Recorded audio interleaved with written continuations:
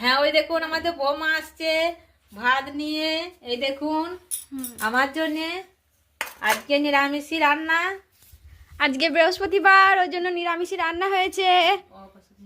পিসি মায়ের একটু শরীর খারাপ, অপারেশন হয়েছে কিছুদিন আগে, 1 মাস হলো, ওই জন্য রান্না হচ্ছে। এই যে খেতে দিয়েছি। কি কি রান্না হয়েছে বলো পিসি?